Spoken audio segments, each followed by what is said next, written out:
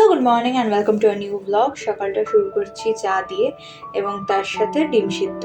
আজকেও মা দেখলাম যে 3খানা ডিম সিদ্ধ রেখেছে, তো তার মধ্যে 2টো আমার আর একটা বাবার। তোমাদেরকে আগে একটা ব্লগে শেয়ার করেছিলাম যে বাবা খুব আর্লি রাইজার, তাই জন্য বাবা তাড়াতাড়ি করে আর কি ব্রেকফাস্টটা করে নেয়, তারপরে একটা মিড ডে স্ন্যাক্স হিসেবে ডিম সিদ্ধটা খায়।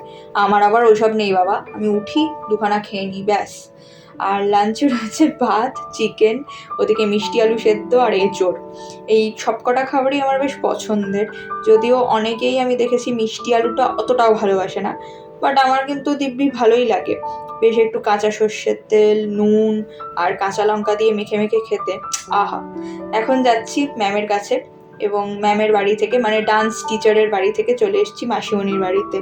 আর একটা মজার কথা হচ্ছে, তোমাদের আগে একটা ব্লগে শেয়ার করছিলাম যে আমি ম্যামের জন্য মিষ্টি নিয়ে যেতে চাই, ওই রাজভোগগুলোই নিয়ে যেতে চাই। তো আজকে যেহেতু বাবা মাও এসছে মাসিমণির বাড়ি আসবো বলে, সেই কারণে সত্যি সত্যি সেই রাজভোগগুলো আনা গেছে। সেটার জন্য আমি খুবই খুশি, কারণ আমরা যাদবপুর হয়ে এসছি, তো আমরা রাজভোগগুলো কিনে তারপরে আমি আসতে পেরেছি। সেটা আমার না খুব মনে শান্তি দিয়েছে, মানে এতটা ইচ্ছে ছিল, যেদিনই আমি হাতে পেয়েছি সেদিনই আমার ম্যামের কথা মনে হয়েছিল। তো এখন বেশ ভালো লাগছে।